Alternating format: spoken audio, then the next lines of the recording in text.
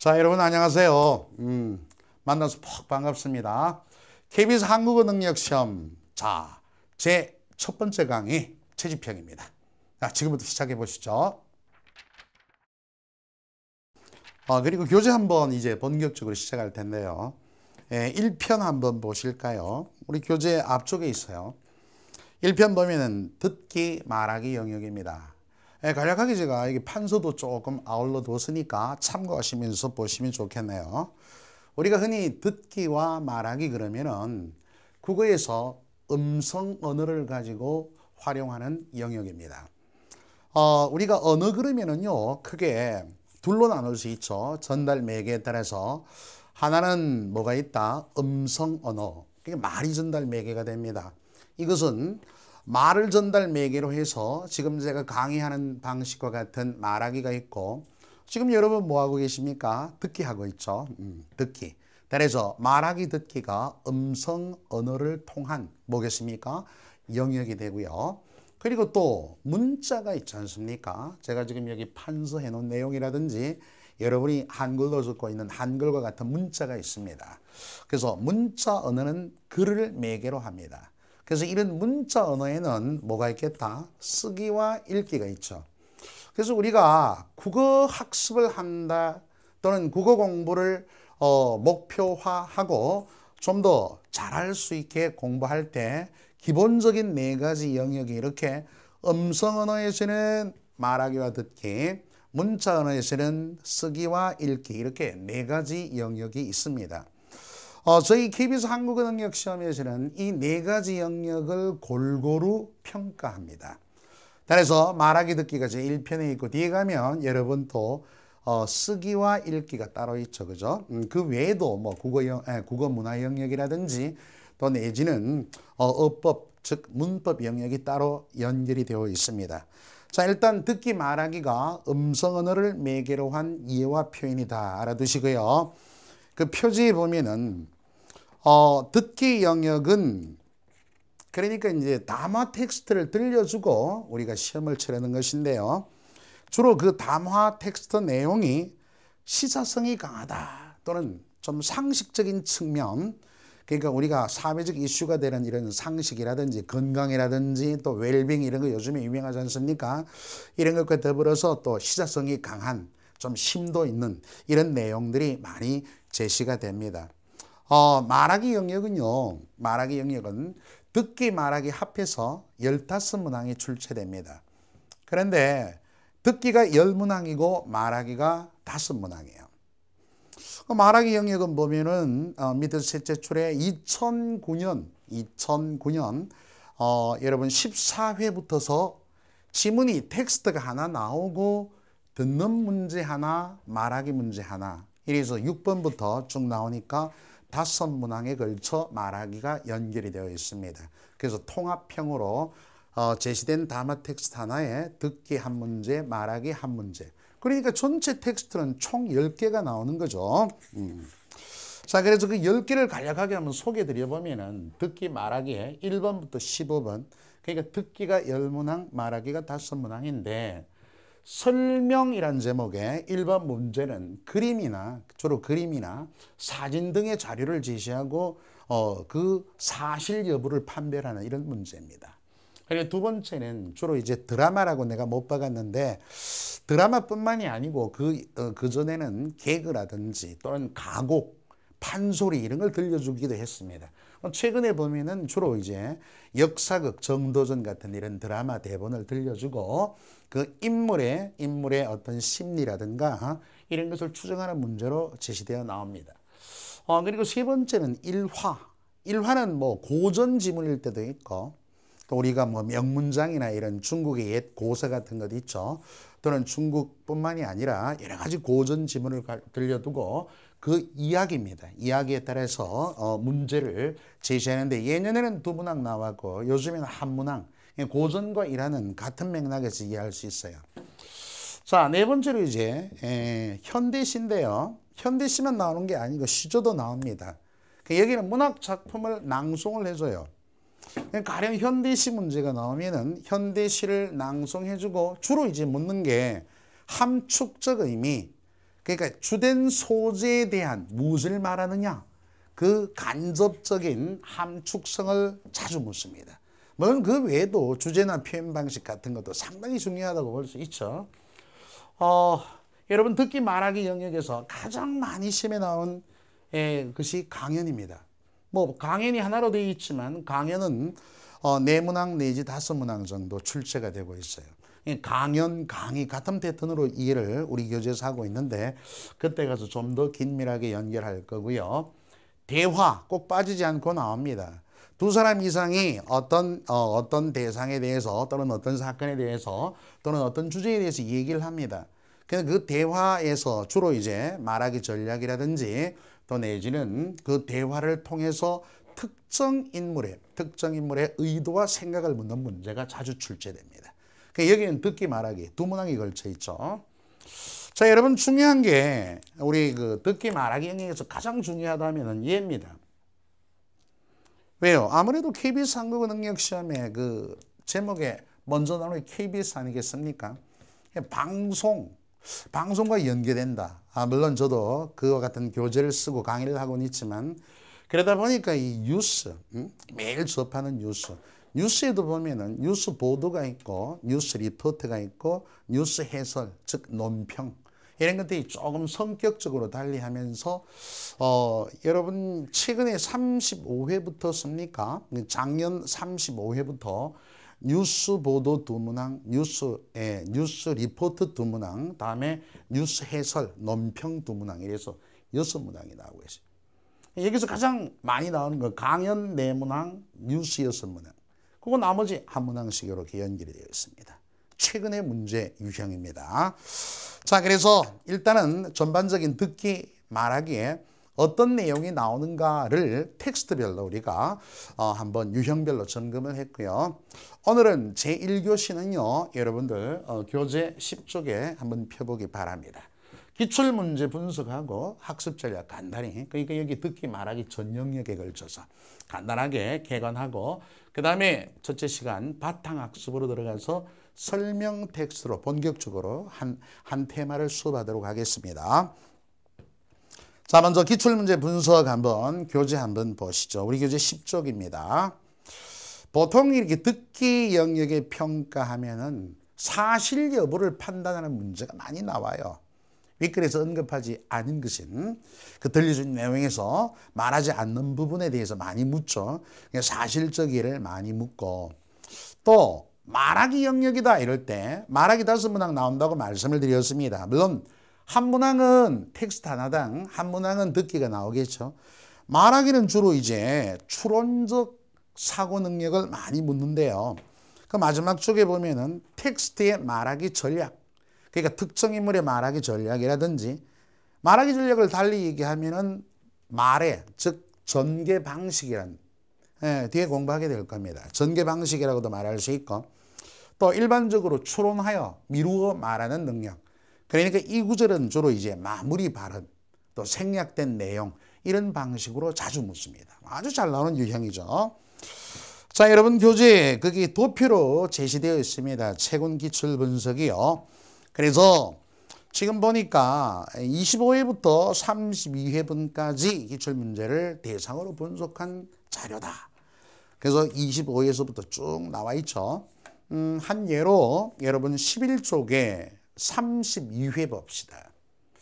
그러니까 지금 보면 37회까지 치렀지 않습니까? 원래 그 38회 넘어가는데 작년 그러니까 2013년도 문제를 총남한 거죠. 그 전부터 해서 2014년은 지금 정리가 되고 있는 과정이고요. 32회 보실 것 같으면 설명, 숭례문, 미디어 드라마, 다음에 고전 중용, 강연 펜싱, 시에는 사랑, 김용균의 대화에는 뭐 또 일당의 의미라든지 강연, 성장, 자동, 제세동기, 다음에 강연은 목소리 주파수, 대화는 뇌경색에 대한 얘기, 뉴스 논평, 치매 관리 비용. 그래서 여기 뉴스 논평에서 뉴스 관련은 딱 2문항이 나왔는데 그러니까 32회까지 35회 6회 가면은요 여러분 작년 2014년 기준에 여기서 무려 6문항이 나오고 있습니다. 그래서 뉴스는 집중적으로 공략할 뭐다? 바로 텍스트 유형이다. 미리 알고 계시고 들어가면 좋겠네요. 자, 이제 본격적으로 여러분 11쪽에 줄글 해설을 봅니다. 셋째 줄, 밑에서 다섯째 줄입니다.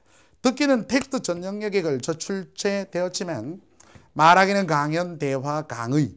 이 강의도 역시 강연의 하나로 같이 묶여져 있어요. 뉴스 해설, 뭐 연설 텍스트, 좀 이따 공부는 조금 하겠습니다만 최근의 기출문제 연설은 조금 빠져 있습니다. 참고만 하시고요. 그래서 문항 텍스트 1회차를 기준으로 평균 값을 환상해 본 바 강연이 가장 많습니다. 일단. 그러니까 32회까지는. 그러니까 지금은 뉴스가 더 많아요. 그러니까 강연과 뉴스 합하면 뭐 거의 10문항입니다. 예, 뉴스는 뉴스 해설, 뉴스 보도, 뉴스 리포트 등으로 나오죠. 좀 이따가 상세히 구분해서 같이 한번 공부할 거예요. 자, 그 뒤에 이제 여러분 12쪽에 가서 그 도표 하나가 있죠. 출제 회차당 뭐다? 정답률이 조금 떨어지는 그 지문을 한번 발췌해서 연결을 해봤습니다. 참고하시고요. 12쪽에 출제 유형별 학습 전략이 있습니다. 이제 기출 분석 간단하게 얘기했죠. 학습 전략을 딱 보면은 주로 이제 그 둘째 단락에 가면요. 듣기는 정보의 사실적 이해입니다. 있는 그대로 내용을 들을 수 있는가 하는 능력이에요. 그러므로 그 내용의 일치 여부에 초점을 둬야 돼. 그게 뭐 방법이야. 여러분들 먼저 뭐를 읽는다? 여러분 그 선택지를 먼저 읽어보고 어떤 내용이겠다 감안을 하면서 들으시면서 내용과 상관없는 것을 제거해 나가는 이런 학습법이 유효하죠. 많이들 그렇게 하실 겁니다. 최근에는 기존에 출제됐던 내용과 이 문제를 인용해다가 약간 변형시킨 이런 문제도 들어 나오고 있죠. 중요하고요. 자, 전반적으로 봐서 준비할 때 뭐 일반 상식을 비롯해서 사회적 이슈가 되는 또 시사성이 강한 문제, 최근 이슈가 되는 뉴스거리, 건강 관련, 요즘 보면 뭐 당뇨병이라든지 치매라든지 이런 게 사회적 그 관심이 굉장히 증폭되고 있습니다. 이런 데 문제가 많이 나오는 거죠. 또 뭐 척만, 척추, 이런 애들, 젊은 애들이라든지 뭐 이런 사회적 이슈가 되는 그 건강과 관련된 상식적인 얘기와 또 뉴스거리 등이 많이 나와요. 또 이번에 문학과 미디어 텍스트. 사실 문학이나 가곡 이런 것도 미디어 텍스트의 하나라고 보입니다. 자, 어쨌든 문학의 신앙송 문제가 변별력이 높다라는 얘기가 나오고요. 현대시 낭송, 물론 현대시만 꼬집을 수 없어요. 윤선도의 오후가도 나오고 하니까 고전도 나올 수 있다. 주로 시어의 함축적 의미, 이 함축적 의미는 시어가 담고 있는 속뜻입니다. 간접적인 뜻이에요. 그래서 시인이 주관적으로 부여한 시어의 간접적인 뜻을 이해해야만이 시의 주제가 낫겠죠. 그래서 여러분 나중에 읽기에도 시문항이 그죠? 두 문항 나옵니다. 읽기에도 문학 파트로 거기에서도 함축적 의미가 매우 비중이 높습니다. 시를 공략할 때 이 부분이 꼭 필요하죠. 뭐 듣기 평가도 마찬가지다. 그리고 듣기 평가 문제를 통해 적응력을 좀 길러라. 이런 얘기는 어떤 문제집이든 다 있는 얘기입니다. 한번 읽어두시고. 2번 말하기 볼까요? 말하기. 말하기는 아까 말씀드린 대로 6번부터 15번까지 6번부터 15번까지가 쭉 보면은 어떻게 되냐면은 5개의 뭐가 있다. 5개의 담화 텍스트가 있어요. 듣기 5문제. 그 텍스트마다 문항이 듣기 한 문항, 말하기 한 문항 이렇게 되어 있습니다. 그래서 말하기 5문항이 연결이 되어 있죠. 주로 이제 말하기 전략을 묻는다든지 또는 요약하는 말하기.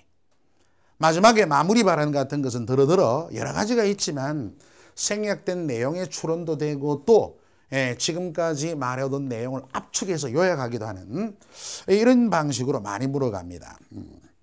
그리고 뉴스 해설 텍스트 있죠. 지금까지 나온 뉴스 논평 해설 이런 데는 정답률이 굉장히 낮은 편입니다.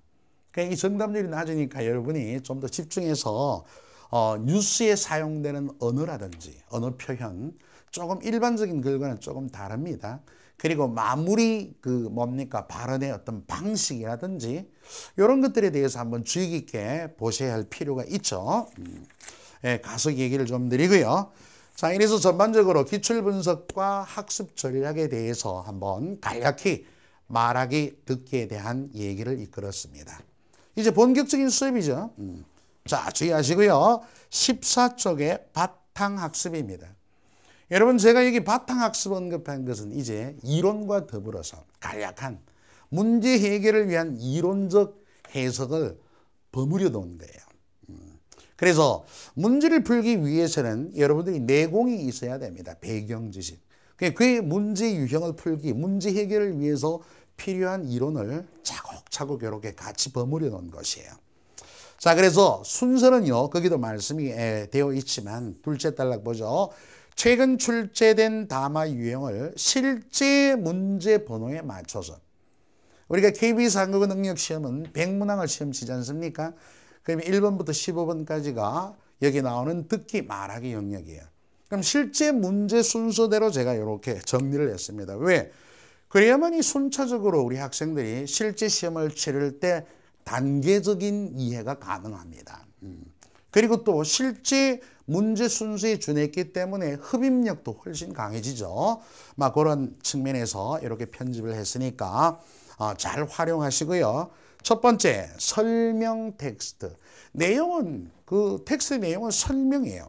텍스트 내용은 설명인데, 여러분 대부분 이제 그림이나 그림, 뭐 말하자면 산수화나 인물화, 그림 또는 사진 이렇게 주로 문제 제시가 됩니다. 그리고 이제 들려주는 텍스트를 통해서 그 사진과 시험지의 사진과 대조해서 선택지에서 올바르지 않은 것, 그게 듣기 내용의 사진과 대조해서 올바르냐, 올바르지 않느냐, 그와 같은 여부를 판별하는 문제예요.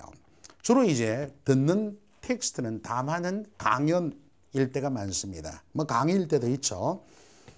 자, 그래서 강의는 주로 이제 설명적인 내용인데, 그래서 그 넷째 줄 한번 보실래요? 강연이나 강의 형태로 매회 1번 문제로 출제된다. 그림, 사진이 제시됩니다.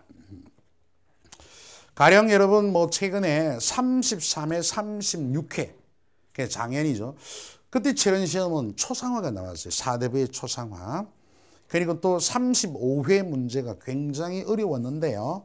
정답률이 52.5%밖에 안 됐습니다. 반타작이라 그러죠. 반밖에 안 됐는데 그 내용이 차례 상차림. 뭐 그 어동육서라든지 이런 차례 상차림 있지 않습니까? 그게 그림으로 제시되고 또 선택지는 한자성어가 들은 내용에 따른 한자성어와 맞물리는 문제가 되어서 이 아마 학생들에게 굉장히 어렵지 않았느냐 이렇게 평가됩니다. 지금 여기 우리 교재는 설명 텍스트의 평균 정답률은 뭐 최근에 제가 얘기 드렸고 84.63%로 뭐 그렇게 나쁘지 않은 편이에요. 높은 편이죠. 자, 대표적인 설명 방식. 여러분들이 뒤에 가면 설명이라는 것도 나옵니다. 근데 설명하는 말하기, 뭐 설명하는 쓰기 뭐 이런 게 있지만 설명이라는 것은 잘 모르는 사실을 청자는 말하기고 또는 글을 쓴다면 독자에게 알기 쉽게 풀어서서 정보 전달을 목적으로 하는 게 설명입니다. 그래서 정보 전달을 목적으로 하되 설명의 전개 방식, 그래 설명 방식 하면은 우리 교재 대표적인 설명 방식이 있죠. 시간의 흐름을 기준으로 합니다. 시간의 흐름을 기준으로 해서 흔히 시간성이 내재하면은 동태적 범주라 그래요. 동태적 범주에는 서사 과정의 인과 시간성이 있다는 얘기죠. 그리고 시간성이 내재하지 않으면 정태적 범주. 여긴 분석, 묘사, 분류, 예시, 정의대조, 뭐 유추, 논증. 뭐 그런데 여기 지금 1번 문항을 해결하기 위해서는 가장 필요한 게 뭐겠다? 이 중에 묘사입니다. 좀 이따 그게 우측에 5번으로 되어 있죠, 묘사가. 자, 정의부터 간략하게 볼까요? 정의. 그러니까 설명 방식들입니다. 어떤 대상이나 사물의 의미를 분명하게 말합니다. 정의양, 피정의양이 있을 수 있죠. 다음에 이번에 분석과 분류, 그거 묶어보세요. 분석은 핵심이 대상을 구성요소로 나누는 겁니다. 구성요소. 그러니까 부분이죠. 분석 전체는 완성된 틀이고 구성 요소는 부분이에요. 예를 들어서 자전거는 핸들, 그죠? 핸들, 또 페달, 다음에 또 뭐 체인, 바퀴 등으로 이루어져 있다. 자, 이 문장은 뭡니까? 분석근입니다. 자전거 전체 프레임, 틀을 완성하는 구성 요소예요. 이럴 때 페달은 자전거다. 그러니까 나눈 구성 요소 하나가 전체가 될 수가 없습니다. 이퀄이 안 돼요. 페달은 자전거다. 이건 불가능하죠. 분석은 대상을 구성 요소로 나눈 것이로되 분류는 종류를 가르는 방식입니다. 종류. 흔히 우리가 상위 항목을 종이라 유라 그러고 하위 항목을 종이라 그래, 생물학에서. 그러면 분류 같으면 대상들을 공통된 특성을 근거해서 종에서 유로 나아갑니다. 하위 범주에서. 가령 초등학교, 중학교, 대학교는 자, 이런 개별적인 이와 같은 하위 범주를 한목에 묶는 상위 범주는 교육기관이다. 이런 거예요. 교육기관이다. 역으로 나가면 그게 뭐가 됩니까? 구분이 됩니다. 그런데 여기서 보면은 초등학교는 교육기관이다. 그래서 분류된 세부 사항들과 그 대상은 이퀄 관계가 돼요. 중학교는 교육기관이다. 조금 전에 분석은 어땠습니까? 체인은 자전거다. 안 되죠. 그죠? 그 차이가 있어요.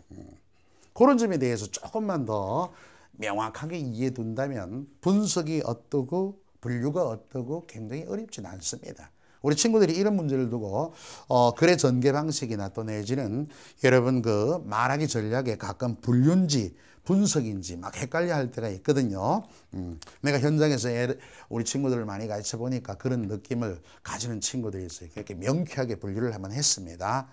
여러분 비교와 대조는 수사법에 되어 있죠. 비교는 둘 이상의 대상을 유사한 점을 들어 설명하는 것이고 비슷한 점, 차이점을 들어 설명하면 그게 뭐가 되겠습니까? 그건 바로 대조가 되겠다. 대조는 주로 스스로가 반대될 때 많습니다. 뒤에 가서 한번 언급하고요. 자, 여기 1번 문제 해결을 위해서는 묘사가 가장 중요하다. 묘사는 우리가 영어로 디스크립션 그러죠. 보통 묘사를 나눌 때 주관적 묘사, 객관적 묘사 이렇게 나누기도 합니다. 객관적 묘사는 뭐 예를 들면 동역 하늘이 붉게 물들어갔다. 누가 보더라도 있는 사실 그대로 인정을 할 수 있습니다. 그리고 주관적 묘사는 문학적 묘사라 그래요. 작가가 어떤 주관을 섞었습니다. 가령 이호석의 메밀꽃 필 무렵에 그죠? 달밤의 그 풍경을 아무나 그렇게 할 수가 없죠. 달이 한층 푸르게 젖었다. 옥수수 잎새마다 뭐 이렇게 굉장히 아주 서정적이며 작가의 주관이 명확하게 드러나는 이런 것은 이제 주관적 묘사라 그래요. 주로 묘사를 할 때는 위로부터 아래로 한다든지 또는 큰 데서 작은 데로 방법은 여러 개 있습니다. 어쨌든 이 묘사, 대상을 눈으로 보듯이 언어로 생생하게 그려내는 방식입니다. 그래서 우리 1번 문제를 들을 때 일단은 묘사된 그림이 나오니까 사진이나 묘사 형태로 그림이 나오니까 그 들려주는 텍스트에도 그 그림 하나하나의 자세한 부분을 그려내듯이 설명하는 경우가 대다수예요. 거기에 집중해서 보시면은 큰 무리수가 없습니다. 또한 메모 하나하나 해가면서 특징 같은 것 하나하나 메모해가면서 선택지에서 맞는 것과 그렇지 않는 것을 판별해낸다면 뭐 1번 문제는 그렇게 어렵진 않을 것 같아요. 자, 여러분들 약간의 이론 설명이 아울러졌고요. 우리 동형예제 뭐 1번도 있습니다만 2번 한번 풀어볼까요? 2번 동형예제. 2번에 여러분들 그 듣기 있잖아요. 듣기의 그 텍스트, 즉 대본은 피지가 명기가 되어 있을 거예요. 512쪽에 있습니다. 512쪽에.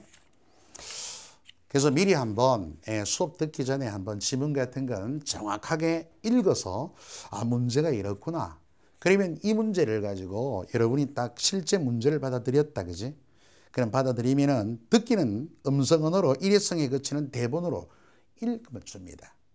그러면 우리 수험생 입장에 볼 수 있는 것은 2번 문제만 딱 보는 거예요. 그죠? 그럼 문제를 먼저 딱 보면 강사의 물음에 해당하는 글자로 가장 적절한 것은 자료는 보니까 첫 번째 자료 큰데, 그죠? 두 번째 자료가 설립. 다음에 세 번째 자료가 형용자란 말이야. 그렇다면 뭐 이렇게 큰 대 위에다가 네모 큰 대 위에다가 한일, 그죠? 뭐 큰 대 위에라고 볼 수 있냐? 나무 목에다가 한일 갖고 뭐 이런 식으로 딱딱 되어 있지 않습니까? 그럼 들으실 때 일단 그림을 먼저 확보를 어느 정도 읽을 수 있는 훈련이 좀 된 친구는 큰 대 위에다가 뭔가를 붙이는구나. 그 문맥을 명확하게 들으셔야 돼요. 그래서 이제 설명이 이 교양 강좌의 뭡니까? 바로 그 강좌 형식의 강의 듣기 대본이 쭉 나옵니다. 대부분의 듣기 대본은 한 50% 이상은 마지막에 초점을 두실 필요가 있습니다. 그 이유는 나중에 한번 말씀을 드릴게요. 그래서 이제 마지막 부분에 보면은 자, 선택지를 보시고 밑에서 7째 줄이니까 대본 보고 있습니다. 512쪽. 제가 지금부터 설명하는 하늘천자를 여러분들이 직접 찾아보시겠습니까? 그 하늘천자, 하늘천 딱 찾았습니다. 큰 데도 있고 하늘천도 있죠.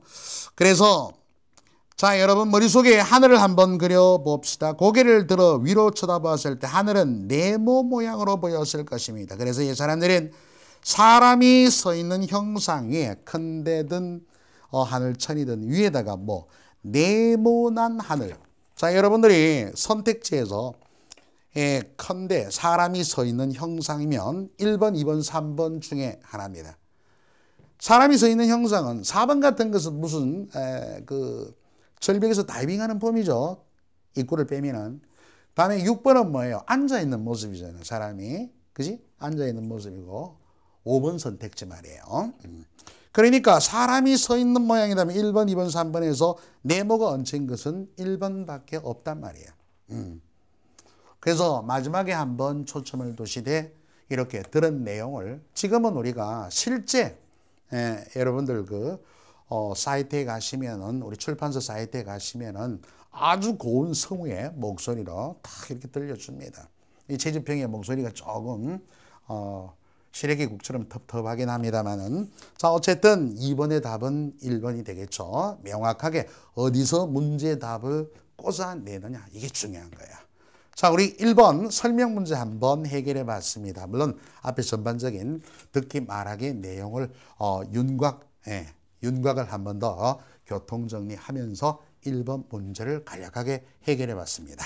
잠시 후에 2교시 이어가겠습니다.